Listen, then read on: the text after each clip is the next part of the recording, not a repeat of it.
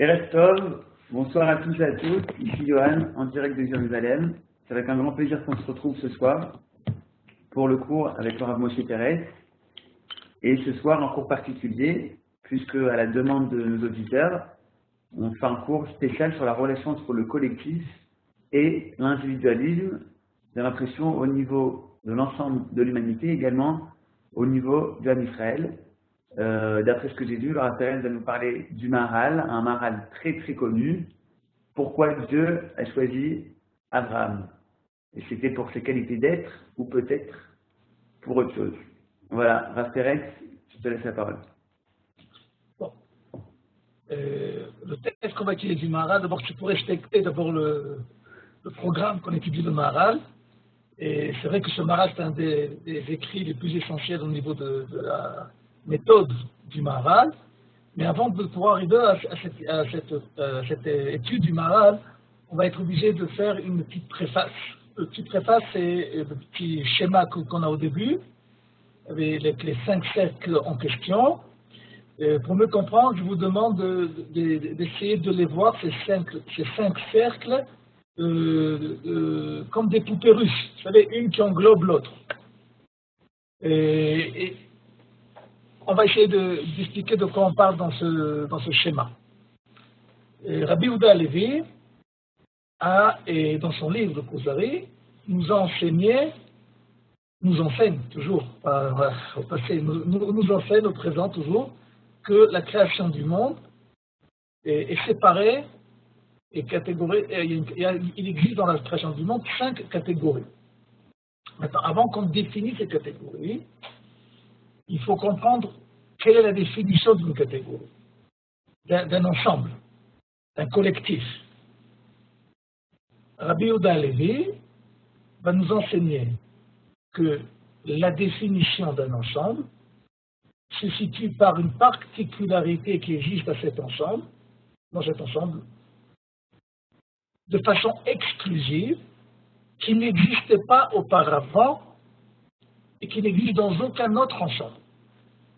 Ça veut dire que si la différence qui pourra exister entre un groupe ou un autre sera de qualité ou de quantité, pour Rabbi Yehuda Halevi, on ne parle pas de catégories différentes.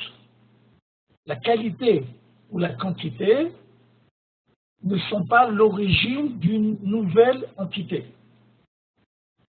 Pour qu'il y ait une nouvelle entité, il faut absolument, selon Rabbi Yehuda Halevi, qu'il apparaisse quelque chose que jusqu'à maintenant, cette chose n'existait pas. Et sans ce nouvel élément, nous n'aurions pas pu connaître ce nouveau dévoilement.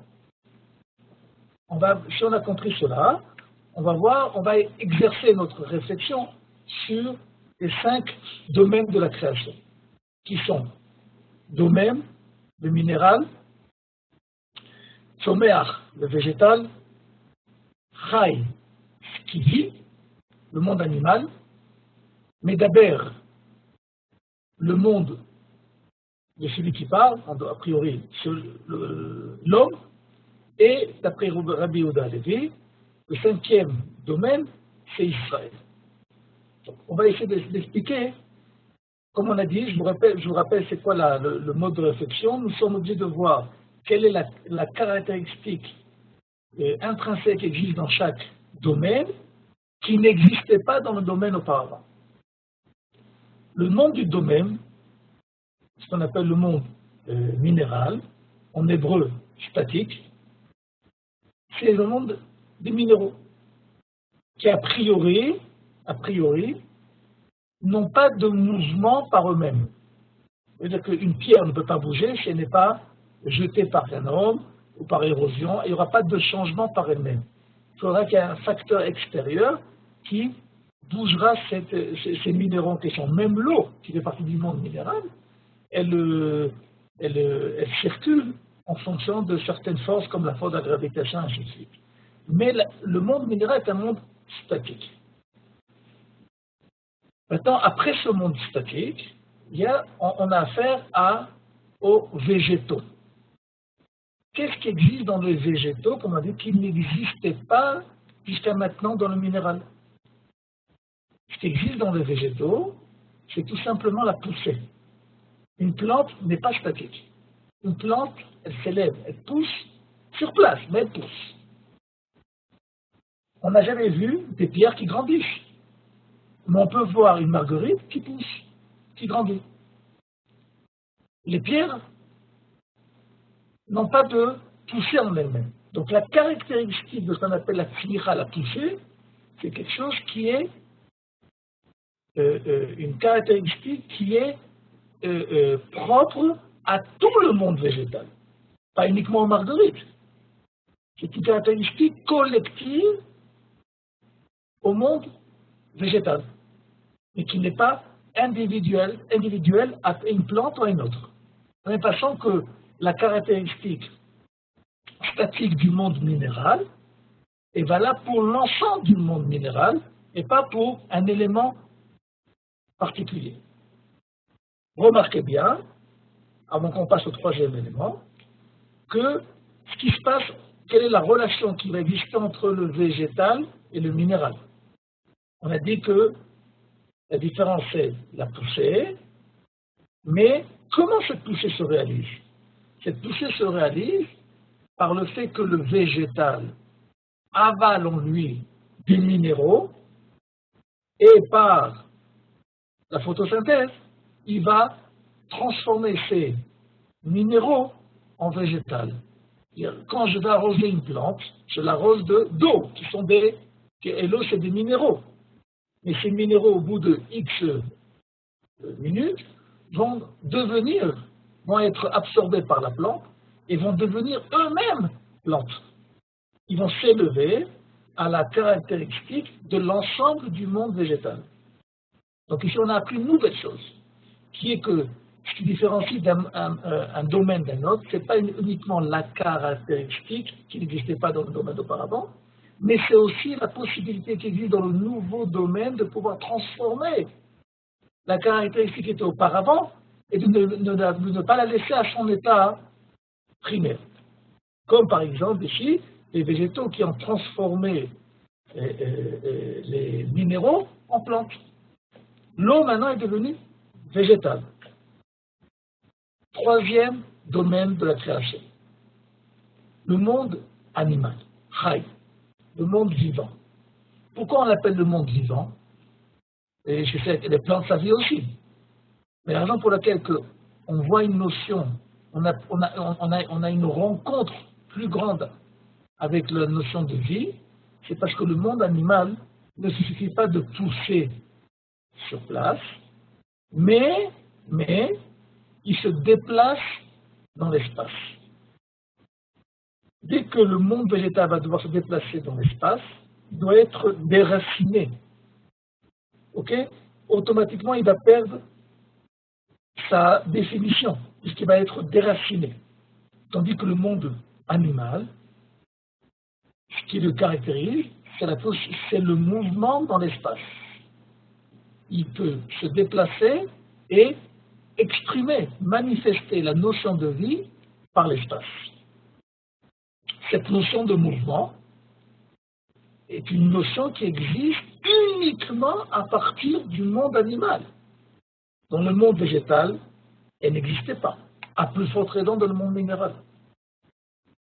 Donc encore une fois, on voit que ce qui caractérise dans l'ensemble le monde animal, c'est le mouvement. Mais pas de façon particulière. Les lions, les girafes ou les fourmis. Tout le monde, le collectif du monde animal, est en mouvement. La vitesse, est-ce que le mouvement va être rapide, lent ou d'une autre façon? Ça, ça se réfère à ce qu'on a dit au début, la qualité et la quantité qui ne créent pas un nouveau domaine. Ok? Maintenant, remarquez bien deuxième vérification qu'on a dit, c'est qu'on doit voir est-ce que le nouveau domaine englobe et transforme les deux domaines d'auparavant. Alors c'est clair que oui, parce que le monde animal, pour pouvoir se déplacer, il a besoin de se nourrir. Et en général, le monde animal la nourriture de base qu'il a, même s'il est carnivore, mais le monde animal, la nourriture de base qu'il aura, on aura affaire à une nourriture végétale.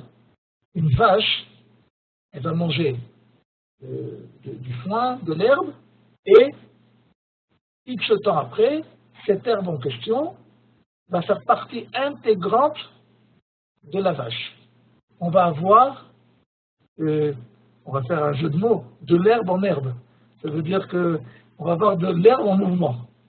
C'est-à-dire que jusqu'à maintenant, si l'herbe pouvait être herbe uniquement si elle est sur place et elle pousse, à partir de maintenant, grâce à la vache, l'herbe va être consommée, va être transformée et va avoir le luxe que sa voisine n'aura pas. Quel est ce luxe? D'être en mouvement. Et je vous rappelle encore une fois que cette herbe a absorbé des végétaux. Donc c'est un peu une sorte de Hadgadia. Ça veut dire qu'on a affaire à une vache qui a mangé de l'herbe, qui a absorbé de l'eau. Et grâce à la vache, aussi bien le monde, le domaine minéral que le domaine végétal se sont élevés à l'image, ou à la dimension plutôt, du monde animal. On passe au quatrième domaine, qui est le domaine du Médaber. Médaber, sans trop approfondir la question, parce que c'est un cours en parallèle, par lui-même, le Médaber, ce n'est pas uniquement celui qui s'exprime, mais celui qui exprime une pensée intérieure. C'est la communication du monde caché. C'est-à-dire que tant que je ne te dis pas ce que j'ai à te dire, tu ne peux pas savoir ce que j'ai à te dire. Maintenant, qu'est-ce qui se passe? Cette communication, à quoi elle sert? Elle est un filtre de la pensée. Ce qui veut dire que les animaux, ils pensent.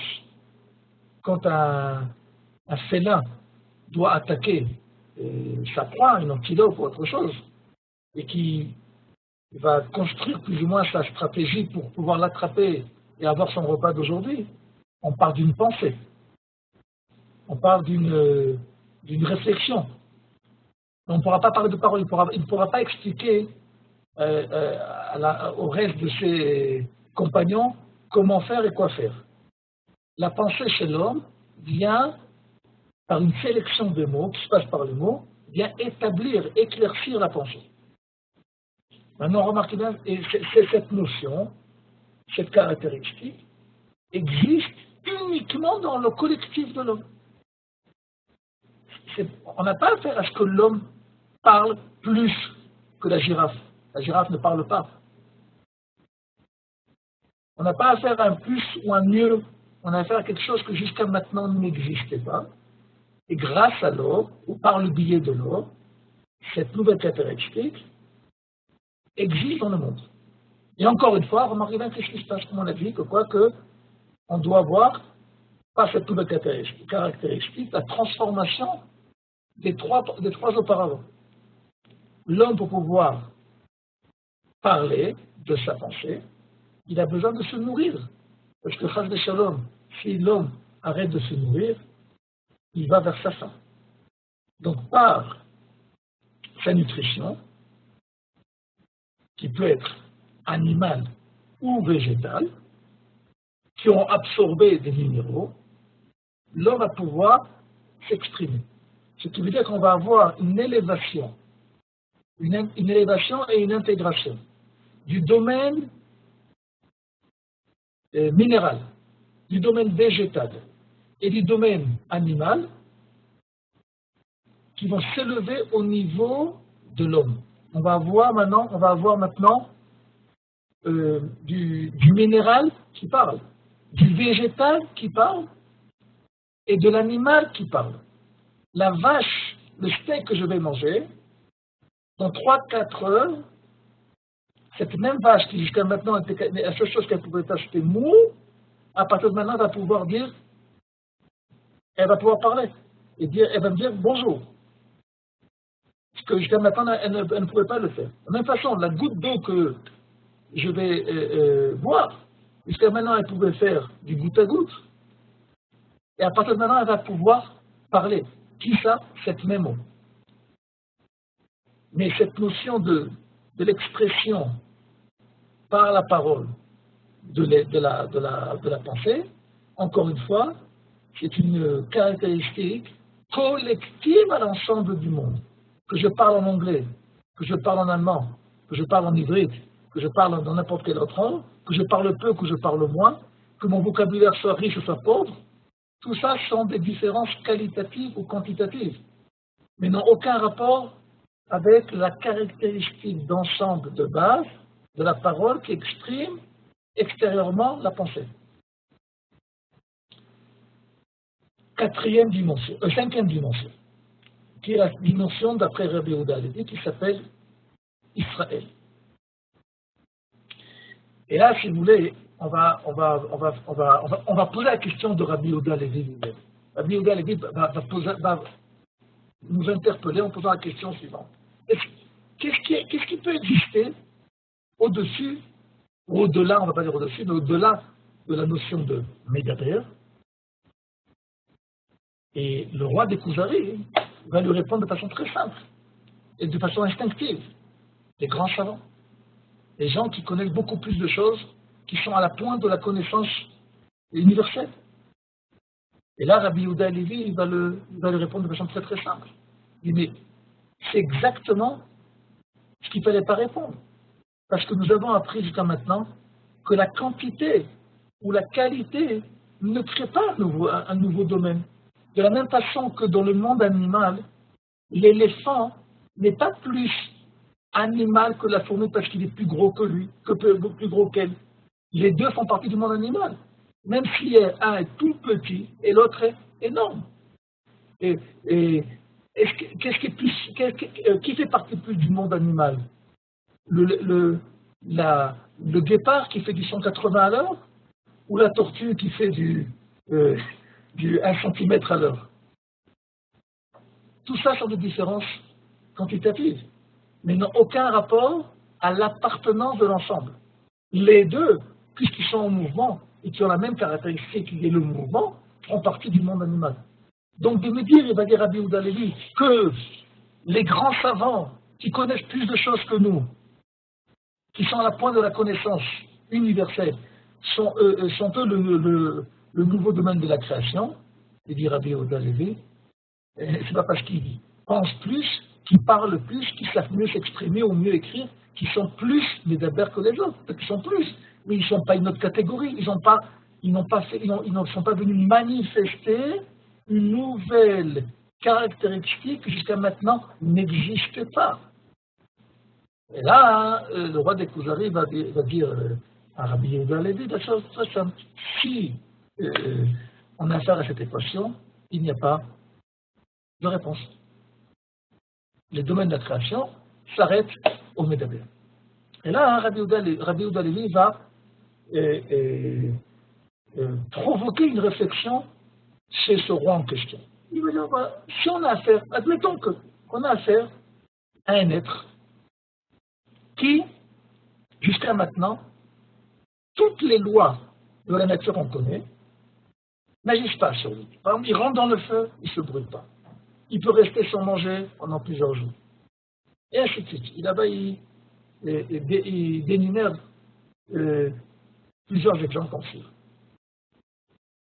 Alors, le roi des Kuzari va répondre de façon très simple, si ça existe, ce qui reste à prouver. Et on aurait affaire à une dimension de l'ange, du divin. Et là, Rabbi Yehuda Halevi lui dit, mais tu sais que ces caractéristiques, à propos que je te dénumère jusqu'à maintenant, ce sont les caractéristiques du prophète qui a existé, historiquement parlant, au sein de Am Israël. Et ce qui essaie de nous expliquer chez Rabbi Yehuda Halevi, c'est que ce qui l'intéresse chez Rabbi Yehuda Halevi, ce n'est pas le prophète particulier. De la même façon que ce qui nous intéresse dans le monde du Medaber, ou du Chai, ou du Tzomeach, ce n'est pas la plante X ou le parleur Y, mais c'est l'ensemble. On a affaire ici à un ensemble qui ont cette caractéristique que jusqu'à maintenant n'a jamais existé dans la création du monde, qui est la communication, pas uniquement entre les hommes, mais entre les mondes, entre le monde céleste et le monde terrestre. Et en quoi c'est tellement différent cette communication? Parce que d'abord, cette communication, elle ne passe pas forcément par la parole articulée, les mots, les phrases et les textes. C'est pas évident, c'est pas clair, c'est pas forcé que nous parlions d'une communication parlée. La communication, comme on sait que selon les textes, les prophètes se faisaient pas forcément par la parole, seul réellement avec qui la prophétie s'est dévoilée par la parole, c'est Moshe Rabbeinu. Les autres, c'est ou par des apparitions, ou par des rêves, qui mettaient ces personnes, qui nous mettaient à une certaine place, qui est au-dessus de notre réalité terrestre. Et ce qui est important d'après Rabbi Yehuda Halevi, c'est ça qu'il faut comprendre, c'est que cette caractéristique, c'est la caractéristique de l'ensemble qui s'appelle le Am Yisraël. Et encore une fois, d'après Rabbi Yehuda Halevi, le fait qu'il va avoir un cinquième domaine de la création, qui est le domaine de la communication entre l'homme et Dieu, entre Dieu et l'homme, va élever les 4 domaines précédents à la prophétie. Lorsqu'un prophète va avoir sa prophétie, il va transformer tous les minéraux qui sont en lui, tous les végétaux qui sont en lui, tout le monde animal qui est en lui, et tout le monde humain qui est en lui, il va les transformer, il va les métamorphoser à l'image de la prophétie, au domaine de la prophétie. On va avoir maintenant, s'il est carnivore, ce prophète, on aura une vache qui prophétie. Et s'il a bu un verre d'eau dans les 3 ou 4 dernières heures, on va avoir un verre d'eau qui a prophétisé. Et ainsi de suite. Mais encore une fois, on va entre parenthèses dans la paracha de cette semaine. Paracha de Be'alotra, dans la deuxième partie de la paracha, il y a l'histoire de Eldad ou Medad.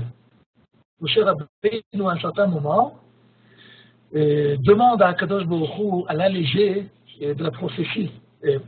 Il ne demande pas de l'alléger de la prophétie, il demande de l'alléger de sa tâche communautaire, nationale qu'il a vis-à-vis de tout la Mishnah parce qu'il n'arrive plus. Moshe et Akadosh Baruch Hu va faire Moshe et Akadosh Baruch Hu va l'aider par l'intermédiaire de 70 prophètes assistants. 70 prophètes assistants qui vont recevoir leur prophétie par le biais et l'intermédiaire de Moshe Rabbeinu.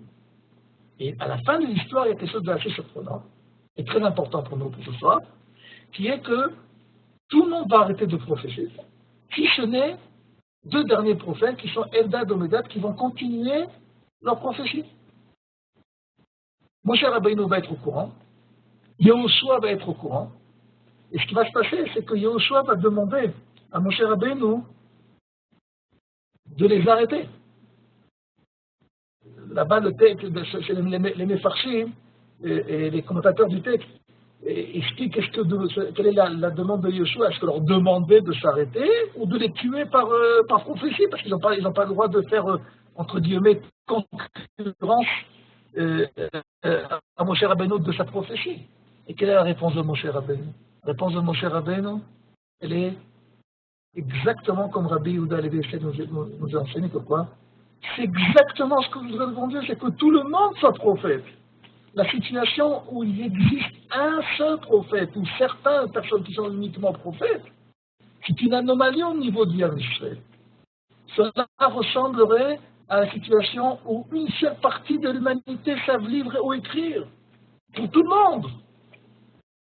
C'est une anomalie. C'est un handicap. Un Israël qui n'est pas dans la prophétie, comme la plupart d'entre nous, vit une anomalie au niveau de son appartenance collective, au même niveau que un homme serait handicapé au niveau de sa lecture et de son écriture, et il aurait besoin d'une aide extérieure, la plus plaisante, la plus sympathique, la plus... Pourquoi? Pour lui écrire, pour lui parler à sa place, pour lui écrire ou pour lui lire des choses. Alors c'est clair qu'on va dire que les gens qui vont écrire pour nous ou lire pour nous vont dire « Waouh, merci beaucoup ces gens qui nous font beaucoup de chesed ». Mais ce chesed provient d'une anomalie, d'un handicap. Et Moshe Rabbeinu, c'est ce qu'il enseigne à Yoshua Binoun. Il dit que quoi? Que la situation normale n'est pas qu'il y a un seul Moshe Rabbeinu qui est prophète. La situation normale, c'est que tout le monde soit prophète. Est-ce que plus ou moins, encore une fois, comme Moshe Rabbeinu, plus ou moins, encore une fois, on revient à la question de la quantité, de la qualité. De la même façon qu'il y a des gens qui savent lire plus vite que d'autres, ou il y en a d'autres qui comprennent des textes beaucoup plus profonds que d'autres, ou il y a des gens qui ont une plus belle écriture ou qui ont une moins belle écriture, qui font moins de fautes d'orthographe ou plus de fautes d'orthographe, qui ont plus de vocabulaire ou moins de vocabulaire. Mais tout le monde sait lire et écrire. Actuellement, dans notre peuple, la plupart d'entre nous, 99% ne savent pas lire et écrire de façon divine, ça veut dire ne savent pas être des prophètes. Et donc, on a un handicap au niveau de notre appartenance, au niveau de la manifestation, de notre expression collective. C'est la raison pour laquelle il faut aussi rajouter un élément de plus. Cet élément de plus va nous le rajouter le Rambam. Le Rambam de Moreh Nebuchim, dans le guide des Égarés, va nous enseigner la chose suivante. Qu'il y a plusieurs étapes qui amènent un homme à devenir prophète. Dans la troisième partie du Moreh Nebuchim, le Rambam nous enseigne comment devenir prophète en 10 leçons. Et une fois que le Rambam établit les différentes étapes pour devenir prophète, il faut que tu fasses ça, il faut que tu fasses ça, si tu as fait ça, tu peux pas faire. Maman, je suis à l'école. La dernière étape est une étape qui peut décourager le candidat à la prophétie. Le Rambam écrit, pour que quelqu'un soit prophète, il faut qu'il vive à une époque où l'homme Israël peut recevoir le contenu de sa prophétie. C'est-à-dire que quelqu'un, selon le Rambam, peut passer toutes les étapes qui peuvent l'amener à la prophétie, mais ne sera pas de façon massive, comment dire, de façon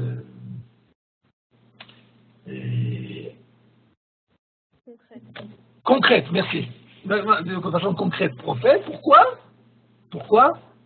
Parce que le besoin de la prophétie n'est pas le résultat d'une réalisation personnelle, mais le besoin d'exprimer, de dévoiler l'expression de l'ensemble collectif qui s'appelle Israël.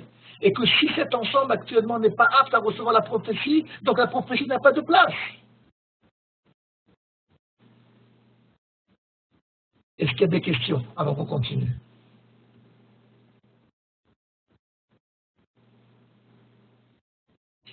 Johan, on peut continuer ou il y a des questions? C'est bon. Le chef d'orchestre, qu'est-ce que tu en penses? Où tu en es? C'est clair. C'est clair. Okay. Une petite précision. Est-ce que ça veut dire que le Médaber ne peut pas prophétiser? Il peut prophétiser à l'unique condition s'il sera englobé, introduit dans le monde de la névoie. Et je suis très content de votre question parce que c'est exactement ce qu'on a étudié avec le Maharad dans le texte auparavant. Et on est à quelques jours de la fin de Shavuot. Je vous rappelle que lorsque Ruth Moavia a voulu faire partie du Ham Israël, elle a dit une phrase qui est devenue le slogan de la conversion. Elle a dit la chose suivante. Elohai, Amer, Ami, Ve'Elohai, Elohai. Ton peuple est le mien, et ton Dieu est le mien. Quelqu'un, a priori, qui veut se convertir, il suffit tout simplement qu'il déclare les droits divins. Elohai, Elohai. Mais Ruta Moabia, elle est venue rajouter autre chose. Amer, Ami. Elle a conditionné son appartenance au nouveau domaine de la création, du divin, à l'appartenance du Israël. Et c'est la raison pour laquelle le Shulchan Aruch va nous enseigner, Sakalacha, que si un candidat à la conversion, au jour où il se convertit, les deux dernières étapes de la conversion sont les suivantes. Avant la Tvila et la Brit Mila, c'est un homme, on va dire la chose suivante. Et on te conseille de bien réfléchir à la question, si ça vaut la peine de te convertir, parce que il faut que tu saches que l'âme Israël, c'est un peuple qui est chassé, haï. On essaie de le tuer, de le brûler, au fur et à mesure, au courant de l'histoire. Pourquoi te casser la tête et à vouloir rentrer, à faire partie d'un peuple haï par toutes les nations du monde? T'as qu'à rester un bon goy, et aucun problème, tu peux rester, tu peux accomplir la volonté de Dieu en étant ben noir. Et si le goy va dire la chose suivante, il va répondre, vous avez raison. Et moi, ce que j'aime, c'est la Torah, c'est la philosophie juive, la profondeur de la parole divine. Si je pouvais la réaliser sans forcément par le biais du Ham Israël, je pourrais le faire, mais la seule possibilité que je le fasse, c'est pas l'appartenance à Israël. Si le Bédini se rend compte que quoi? Qu'il n'y a pas une appartenance réelle au Ham Israël, mais uniquement à quoi? Au fondement de la Torah, même si c'en est plus profond. Le candidat se verra refuser de sa conversion. Pourquoi? Parce qu'il ne respecte pas la parole de Ruth Moabia, Amer, Ami, Elohai, Elohai. Quelqu'un se convertit, il subit une nouvelle naissance, une métamorphose de sa définition au niveau de son domaine de la création. À tel point que selon les lois de la Torah, pas des Rabbanan, je parle des lois de la Torah au niveau avant que Rabbanan soit venu par un issur de Rabbanan. Si une mère, Goy, venait à se convertir avec son fils, d'après la Torah, après la conversion, ils peuvent se marier ensemble. Pourquoi? Parce qu'ils font partie ils sont nés. C'est une métamorphose. Seulement, Chachamim, ils ont dit, bon, les esprits et les grimaces vont se faire, donc c'est pas la peine d'aller trop loin à sourd de Rabbanan. Mais au niveau de la Torah, il n'y a aucun problème. Donc il existe deux possibilités pour un goy de se joindre au monde, au domaine de la prophétie. Soit par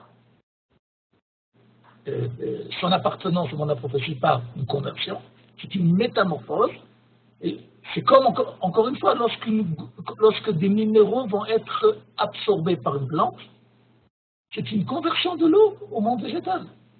Lorsque je vais manger un hamburger, j'ai converti l'hamburger en homme.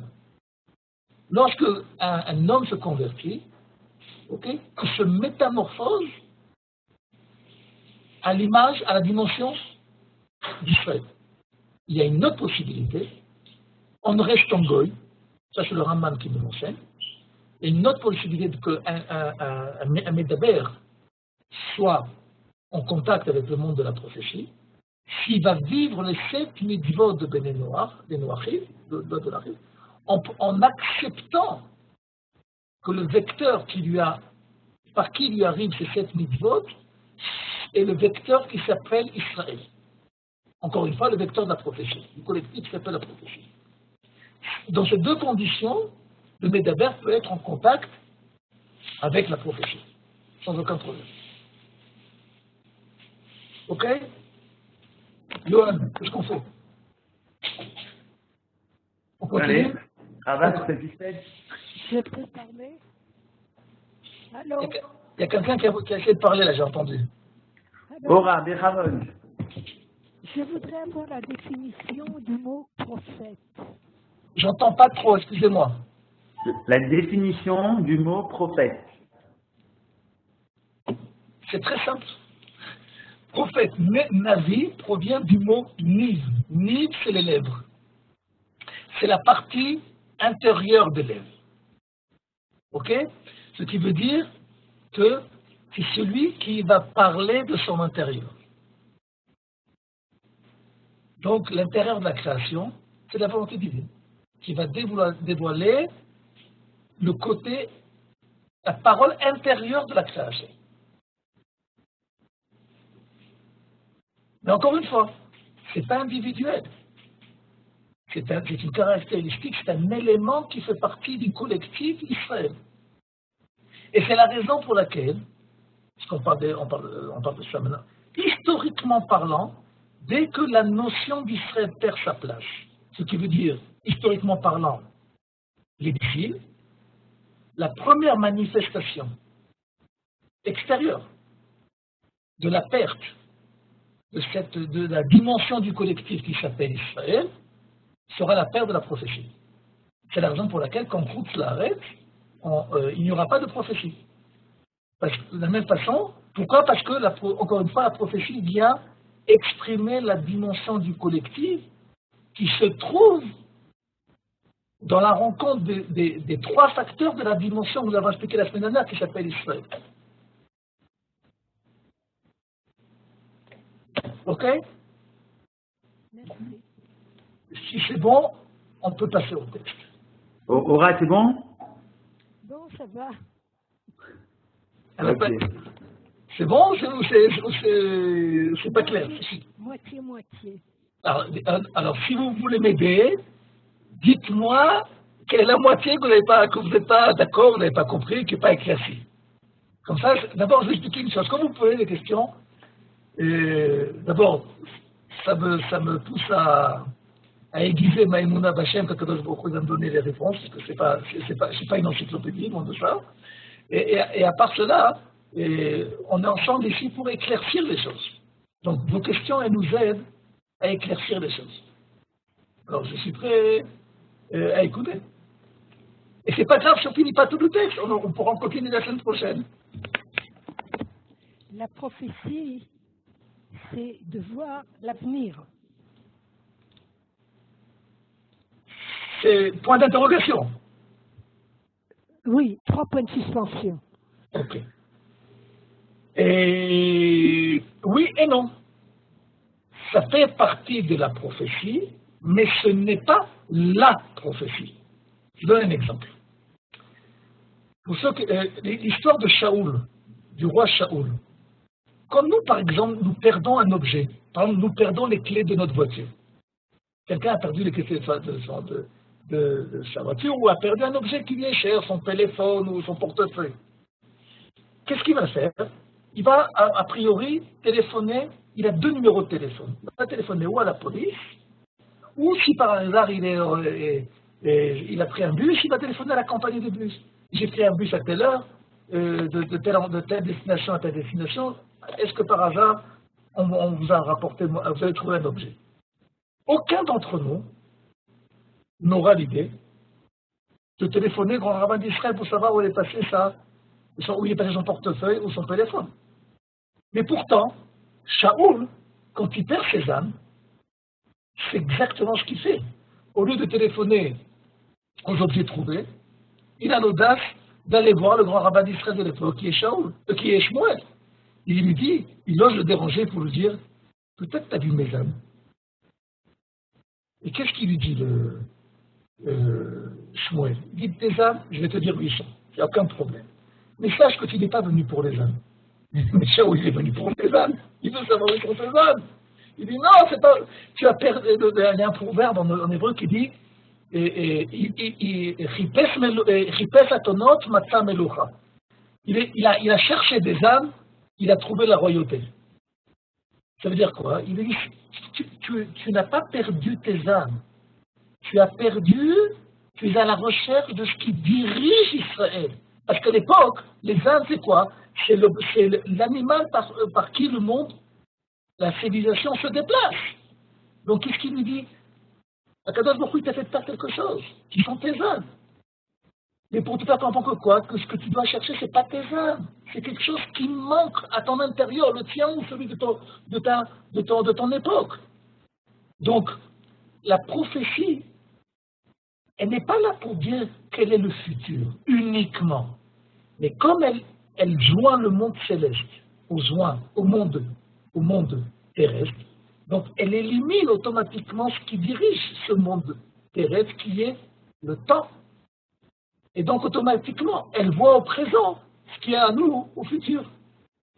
Mais pour elle, c'est du présent. Pour nous qui ne vivons pas le présent dans son ensemble, mais de façon uniquement ponctuelle, alors ce qui est en dehors de ce point, il a l'air pour nous comme du futur. Mais alors qu'à l'image du monde céleste, qui est le monde éternel, dans lequel n'existe ni passé, ni futur, mais que le présent éternel, tout est au présent.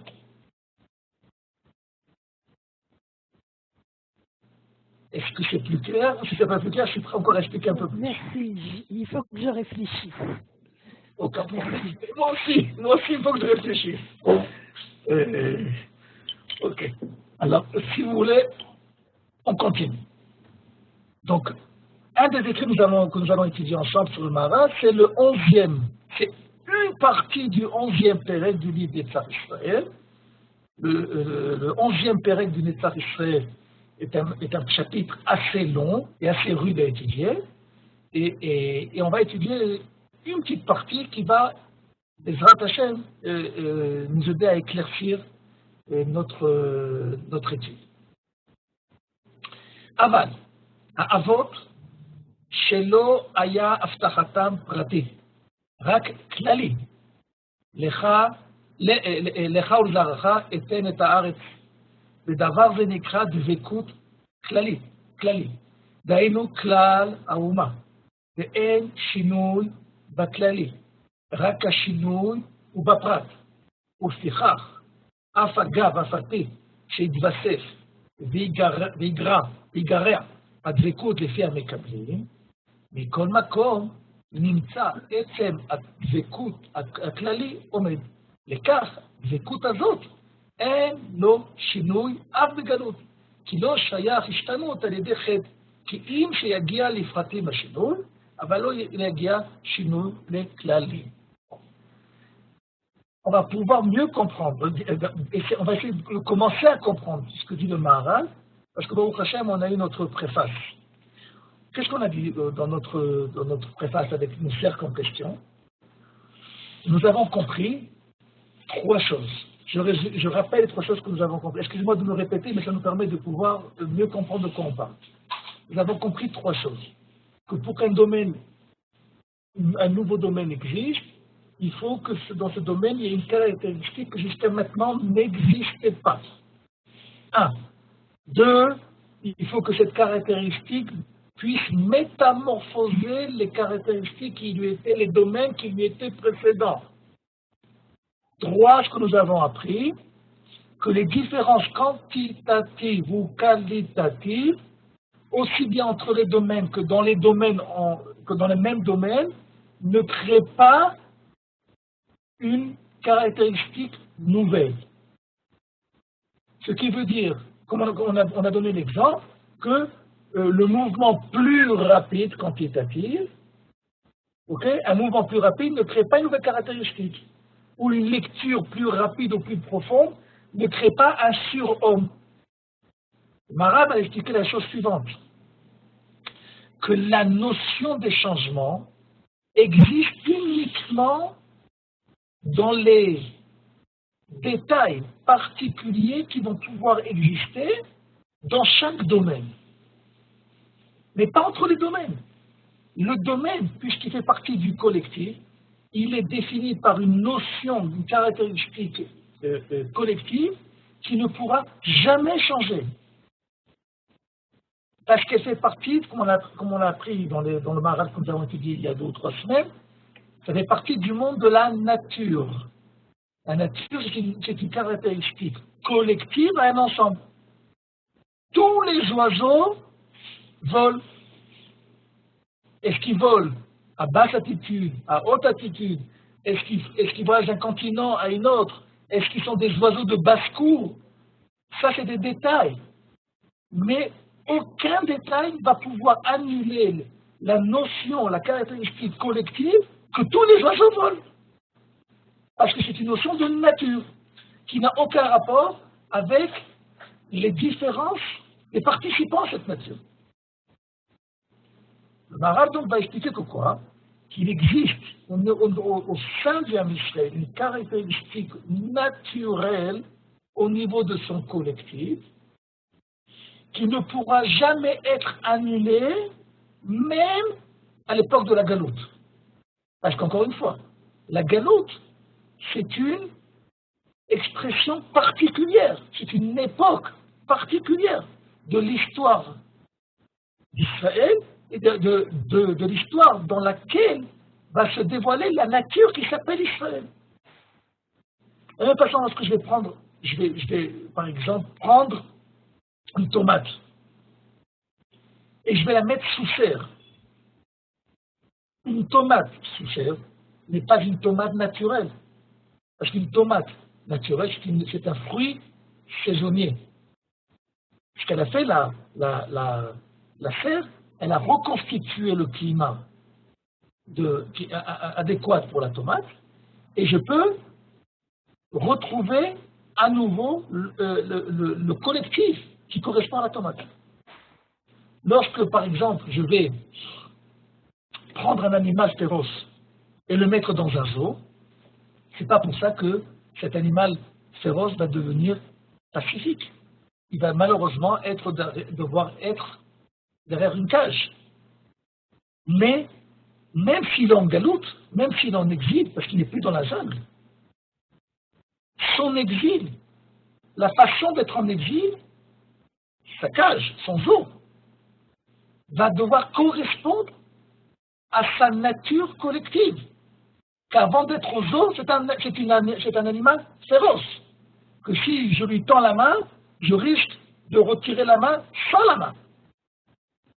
Et donc, cette notion naturelle ne dépend pas de l'endroit où je suis, du temps où je vis, et ainsi de suite. Pourquoi? Parce que ça, encore une fois, on a affaire à une particularité, à des détails qui peuvent être quantitatifs ou qualitatifs, mais qui ne touchent à rien, qui n'entament à rien à la nature collective, globale.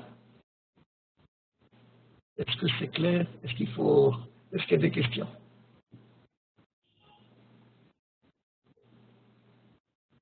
Johan Maestro. Moi, je vois un seul écran aujourd'hui, c'est tout ce que je vois. Non, il y a Chaba, Eva, Laetitia, Aura, d'autres qui sont là. Pas tout le monde a mis sa caméra, mais les uns sont avec toi. Bon, ok, décède. On continue. Donc, est-ce que ça veut dire, est-ce qu'on pourrait dire donc que si le Am Israël qui est maintenant revenu sur sa terre, on n'est pas complètement sorti de l'exil puisqu'on n'a pas, il nous manque certaines choses, mais est-ce que s'il ne prophétise pas, c'est parce que l'époque ne s'y prête pas? C'est parce que l'époque n'en a pas besoin? ok.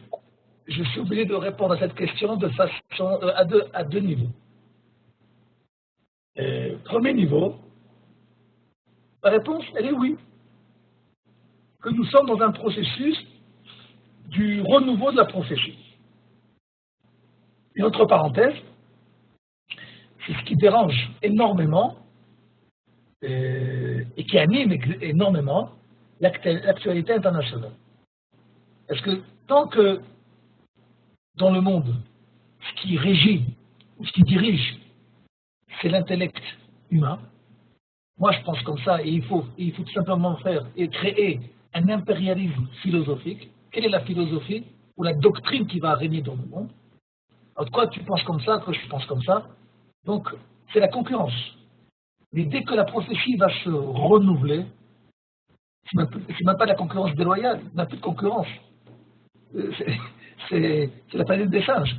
Ça veut dire qu'ils vont comprendre que que lorsque la prophétie elle est là, il n'y aura plus de place à aucune doctrine philosophique humaine. Et donc c'est ça qu'actuellement qui est en train d'animer le subconscient des nations du monde à s'opposer au renouveau de la prophétie. Ça c'est clair. Mais il y a une autre réponse, qui est que